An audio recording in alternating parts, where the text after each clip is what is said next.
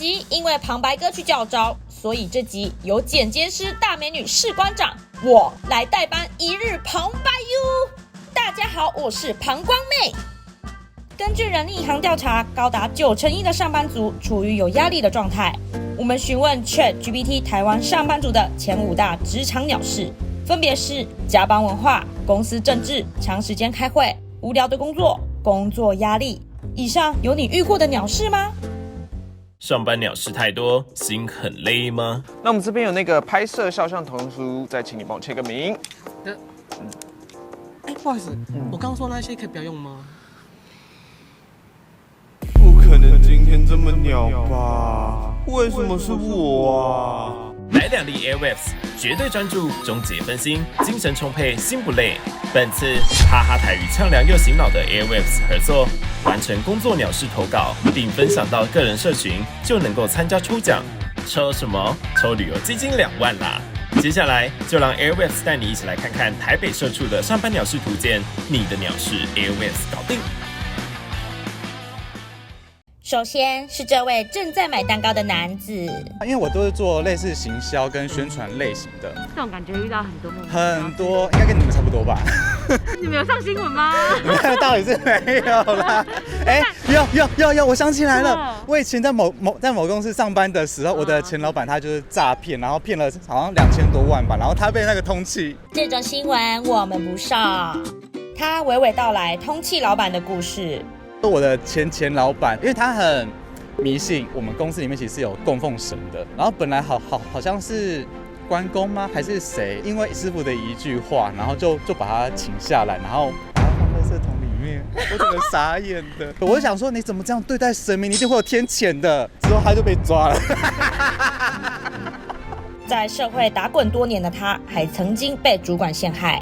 我有一个工作是在某一个饮料公司上班，然后那个时候我的前主管他要到中国大陆去发展，他就离职了之后，然后他有一天就是用微信敲我说，我想要跟你拿一个公司的什么什么奖状之类的奖杯之类的，然后他就说他想要就是拿回到中国大陆去使用那样子，然后我说这个是公司的资产啊，而且这又不是你的品牌，我怎么可以给你？那如果说我给你的话，那我是不是就偷公司的东西？那我就等于窃盗啦。他就说你居然为一个破奖状忤逆我这样子，想说你是有病哦。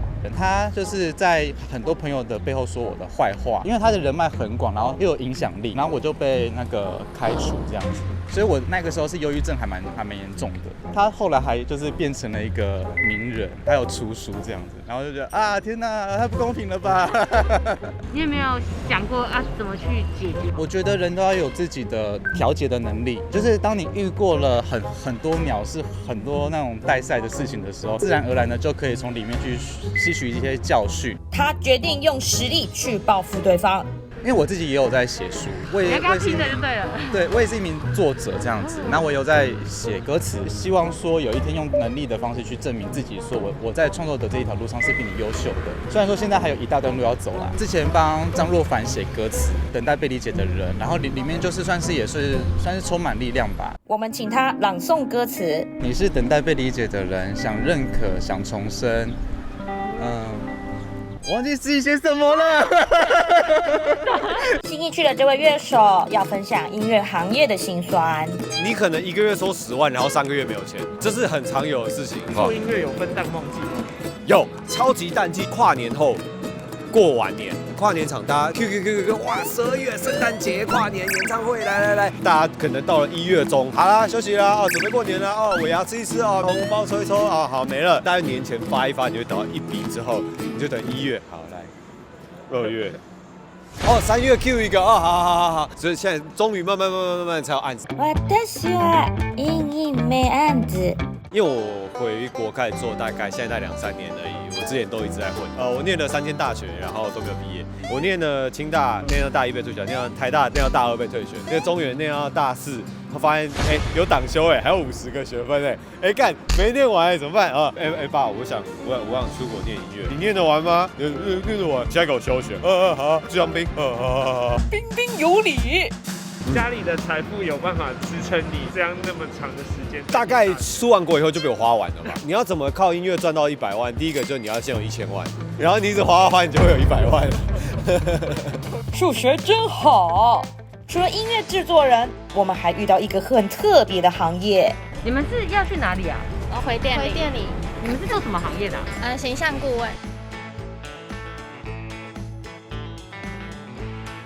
形象顾问的老板要来分享工作鸟事，就是因为我们是采预约制，然后就有一次就有一个男生带另外一个男生进来，其中的一个男生他是很想要好好穿搭的，但是他那个朋友一进来的时候就讲一句话说，哦，我觉得这边全部都是妹子，你就是因为是妹子所以你才来穿搭吧？这人就一路就是都是这种态度，因为我们东西是可以直接购买的。那一次那个客户啊，他挑了大概4万多块，可是就是他准备要买的时候，然后这个男生又在旁边，因为他是因为妹子才买嘛，可是因为他真的太没礼貌了，我就走过去，我就看着那个主管，我就说，你觉得你讲话很好笑吗？然后他就不讲话，然后我就问其他顾问说，大家你觉得他讲话好笑吗？后来我就问他朋友，你觉得你主管讲话好笑吗？然后后来场面就是很尴尬，然后我就很认真的跟他讲说，我觉得如果你的朋友是认真想做穿搭的，那加上我们这边的人其实都很认真，那如果你要不认真的话，你可以离开。但是如果你要继续在这边的话，其实我按态度调整。他后来怎样？态度非常的好，兄友弟恭啊！身为形象顾问，当然更不能以貌取人。就有一个人反正他就路过，他就走进来，他就拖着一个拖车，然后拖着有很多整理箱、棉被什么，就是台北车上会看到那些朋友这样子。然后他就很执意说他就是要来挑衣服，然后他就说他要从政，然后他说为了200万我要从政，然后你要投我一票，因为我听不出他的需求到底要干嘛，他就一直跟我讲很多立法委员的名字，然后我就说你想穿得跟他们一样帅，然后在电视上面，然后发表你的政见，对不对？他说对，然后就拿了一个西装袜给他，就他最后从他的整理箱，他的整理箱一打开全部都是1000元大钞，一叠一叠的。那看真钞吗？真钞，那看上去应该有100万。他真的有200万？那真的有200万大歌星。对于台湾的服务业有多辛苦，这位在美国的 sales 很有体悟。你现在在美国是工作吗？我是工作跟读书。我现在是 sales， 我卖手机的 AT&T sales。在美国做 sales， 大概月收入努力一点的话，可以到多少？我不知道这边的电信公司什么 work 什么 function 的，但是在你卖一条线呢，你可以有抽成，最好的线你可以抽$20，就是600台币。那一条线是卖多少？75卖。Welcome to America。我刚到加州的时候，他们跟我说了一句话，在加州如果可以呼吸也要钱，那边真的很贵。站回台湾2个月的他，已经被细致的服务给虏获了。这边的服务很好。先从早餐店好了，早餐店效率非常快，因为我可能会说我要一个火腿蛋三明治，不要小黄瓜，然后什么切边，我觉得要求好多，然后但是对他们而言 ，It's another Tuesday，that's what they do for a living， 我就觉得好，怎么可以，我都觉得很愧疚，他们觉得无所谓，就觉得哇好厉害。像我要买眼镜，我去 Jeans， 然后那边的 sales 服务就很好，我问什么也都会回，然后走的时候还跟我鞠躬，我就觉得很不好意思，我就觉得 really。但不管是哪个国家，服务业还是会遇到很多鸟事。我真的很不懂为什么那些客人啊或者来跟我吵的，他们通常都是大妈、阿伯这种，我心里非常清楚，我知道他们唯一敢跟我吵的原因，就是因为他们仗着他们这家店会说中文，他们不会说英文，所以如果他们去任何一家英文店，他们不敢跟那边的 sales 吵，所以我就很气他们。你有种就跟我去 Oakland 那边，你跟他们吵，反正就是个很乱的地方，那边治安很差，那边很常发生抢劫啊、杀人这种事情。所以我想说，你有种就去那边吵。你知道我 manager 还跟我讲过，他在 Oakland 开了一家分店，被抢2次。你有种就去跟那些 sales 讲，那些 sales 都很凶的，有过掏枪出来吗？我觉得可能Welcome to Title City。他细数美国与台湾的不同。这边跟美国的文化差异就是，在美国不会觉得客户是最大，每个人都有自己的人权。你进来对我大呼小叫，我有权利可以说我不想服务你，让别人来。Yeah, you can do that. Like you just I don't want to serve you. 我就不想这样做。这边更讲究人权，但是有利弊有弊嘛，所以那边做事效率就比较慢。等个麦当劳可以等个15分钟，有时候是真的会有点脑充血。你说你很喜欢台湾的服务，今天你做 sales， 那台湾你要在台湾做，还是你要在美国 ？Hell no, I'm working in America。我要在美国做，薪资待遇，我有权利可以挑的。在这边我只能，哎呀，上帝来了，这只能鞠躬。这边真的很辛苦。那你未来会想要回台湾做？我非常想回台湾。我最想做的就是回来台湾领美国薪水。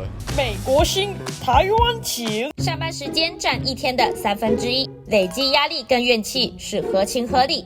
最后，在东区遇到的这位情侣，完美的示范何谓抒发上班的情绪。他是做精品的，收购的。哦，那这个会不会有遇到一些？有啊，对啊，可以分享吗？分享，你赶快分享。晚上回去就不要再跟我讲。直接把我们变情绪垃圾桶。我想到了，就是我们最近有一个客人，他一个同样的商品，1个月内问好几次，然后都是同一个价格，然后最后我们就是跟他讲说，你有确定要再来询问我们？然后结果他就生气了，他就在我们的 Google 评论那边留言说什么我们小编态度很差。那个男朋友部分，就是他会一直常跟你讲一些职场上的一些东西，你听了以后你会觉得够了，还是你觉得就让他讲，你就听这样？就让他讲啊，因为毕竟就是在成长的过程嘛，你要看你要怎么去消化那些问题。你会感受到男友的不耐烦吗？其实不会，就是因为他很常不回我，但是我就是还是会自己讲我自己的。是因为他比较喜欢我不回他，因为如果我回他的话，就会跟他讲一堆大道理，我就可能会觉得他在跟我吵架。对，他还不要回我还比较好。所以我不懂他，因为我只是想要去抒发一下情绪，抱怨一下这情况，我想要他认同我，不是他要批评我这件事情。他们最近有些烦恼，很夸张。我跟你说，就是我们其实前阵子才过1周年，对，我们去吃大餐，然后隔那个礼拜他回来就跟我说，还要出国工作至少2年。